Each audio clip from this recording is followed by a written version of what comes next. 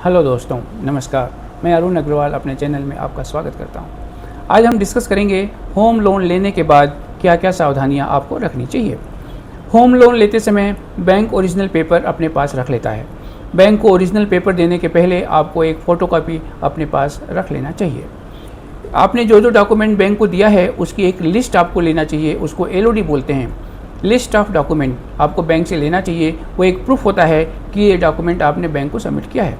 इसके साथ ही आपको एक बैंक से रीपेमेंट का शेड्यूल भी लेना चाहिए, जिसमें लिखा रहेगा इंटरेस्ट कितना हुआ, प्रिंसिपल कितना है और EMI कितना पेमेंट करना है, कितने सालों तक पेमेंट करना है और कब कब पेमेंट करना है।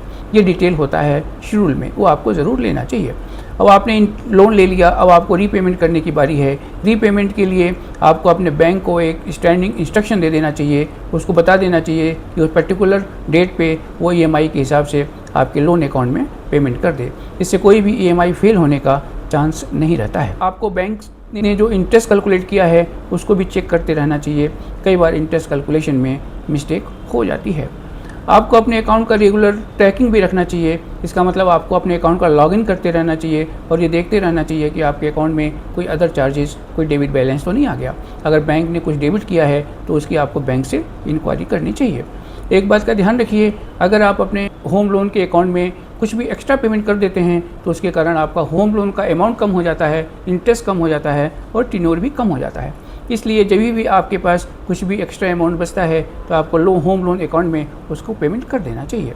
अगर आपका बैंक बोलता है कि आप होम लोन अभी ले लीजिए और उसका पेमेंट आप 6 महीने बाद, साल भर बाद करिए, तो ये आपको एक्सेप्ट नहीं करना चाहिए जब तक कि आपको ये ज़्यादा ज़रूरी नहीं हो, क्योंकि ऐसा करने से आपका होम लोन का इंटरेस्ट बढ़ जाता है। आपको एक लोन इंश्योरेंस भी करा के रखना चाहिए।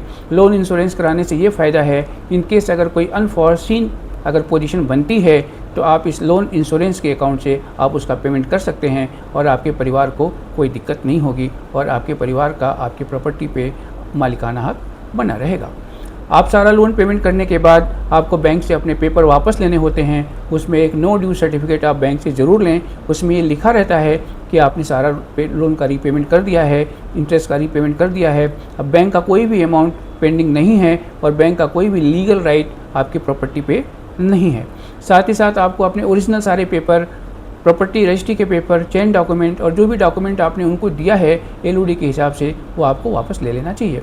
आपको पता होना चाहिए कि बैंक बाउंड है within 30 days of loan payment में आपको आपके सारे डॉक्यूमेंट वापस करने के लिए। अगर वो 30 डेज़ में आपका लोन डॉक्यूमेंट वापस नहीं करता है तो बैंक को 5000 पर डे की पेनल्टी देनी पड़ती है। ऐसा RBI का गाइडलाइन है।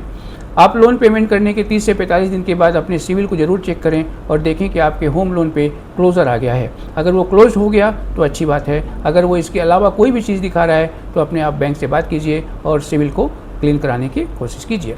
एक सबसे इम्पोर्टेंट बात, आपको सेक्शन 80C और 24B में इनकम टैक्स का डिडक्शन मिलता है।